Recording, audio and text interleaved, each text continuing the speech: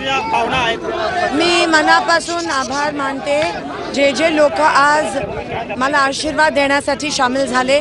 गावागावावरून तांड्यावरून गावागावावरून स्वेच्छेने आज लोक आली। काल रात्रीपर्यंत फोन आम्हाला यायचं आणि सगळे या ठिकाणी आशीर्वाद रूपात सामील झाले। मी सगळ्यांचे मनापासून आभार मानते। या गरमीमुळे त्रास झाला असेल तर क्षमस्व, पण नक्की ही लढाई आता दिसून येत आहे की ही सगळ्यांची लढाई आहे। निवडणूक जरी माझी असली तरी विजय हा लोकशाहीचा झाला पाहिजे आणि सोलापूरच्या जनतेचा झाला पाहिजे। देवेंद्र फडणवीस यांनी टीका केली होती की सुशीलकुमार शिंदे हे इंजिन आहेत, आता ते प्रणितीताईंनाच इंजिनमध्ये बसवणार, मात्र भाजपचं जे इंजिन असणार आहे ते नरेंद्र मोदी यांचंच आहे आणि जे बाकीचे जे घटक पक्ष आहेत भाजप मुद्द्यावर बोलतच नाही आहे। ते मुद्द्यावर त्यांना मुद्देच नाही आहेत, कारण का 10 वर्ष त्यांनी काहीच केलं नाही, त्यांना पण माहिती आहे। ते तोंडावर पडलेत आता आणि म्हणून विषयांतर करून दुसरेच विषय ज्याचं काही घेणं देणं पण नाही आहे। तिथे शेतकरी मरतोय, तिथे गरीब महिलेला निराधार पैसे नाही आहेत, तिथे पाणी नाही आहे सोलापुरात, तीव्र टंचाई आहे ना, एवढं सुचतं।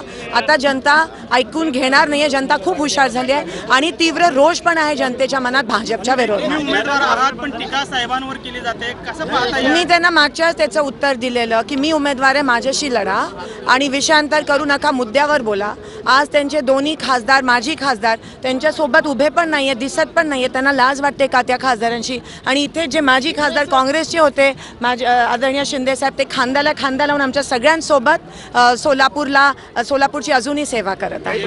प्रचंड ऊन आहे, आई वडील दोघंही सोबत पायी चालत आलेले, रथावर न चढता तुम्ही सगळं कुटुंब पायी चालत होतं, काय नेमक्या भावना होत्या? मला असं वाटतं ही ऊर्जा लोकांकडून मिळते आणि लोक आमचं केंद्रबिंदू आहेत। आम्ही लोकशाहीमध्ये विश्वास करतो आणि लोकांना देव मानतो। लोकांची सेवा ही आम्ही सगळे शेवटच्या श्वासापर्यंत करत राहू। लोक आहेत म्हणून आम्ही आहोत। देवेंद्र फडणवीस म्हणाले की पाण्याच्या प्रश्नावरून की बाबा हे केवळ स्वप्न दाखवतात, आम्ही स्वप्न पूर्ण करणारी माणसं आहोत। मग मला सांगा, 2 वर्ष झाले महानगरपालिका निवडणूक का नाही घेतली? उजनीचं नियोजन का नाही केलं? उजनीच्या आवर्तनाच्या मीटिंगला आमदारांना का नाही बोलवलं गेलं? केवळ बीजेपी ही जबाबदार आहे। सोलापूरचा तीव्र पाण्याचा जो प्रश्न आहे त्याला फक्त दोषी ही भारतीय जनता पक्ष आणि ह्यांचे सगळे नेते आहेत आणि म्हणून आज सोलापुरातला शेतकरी आणि सर्वसामान्य माणूस हा त्रस्त आहे। 30,000 घरं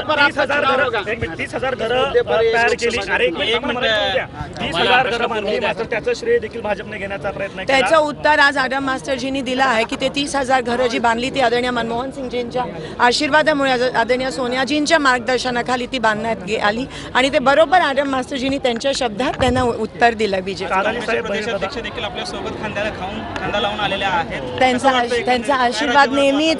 आम्ही जेव्हा पटोले साहेब जेव्हा ह्या प्रदेशाचे प्रदेशाध्यक्ष झाले त्यांच्यासोबत मी देखील कार्याध्यक्ष झाली। आम्ही एक खंबीर टीम म्हणून महाराष्ट्रात त्यांच्या नेतृत्वाखाली आहोत आणि आज भावाच्या रूपाने ते मला आशीर्वाद देण्यासाठी आले। काडादी साहब पण आहेत, काका साठे आहेत, खंदारी साहब आहेत, भालके साहब। पिछले 1.5 महीने से विविध मुद्दों पर बहस और आरोप प्रत्यारोप हो रहा है। फिर जो चुनाव है लोकसभा का, किस मुद्दे पर होगा?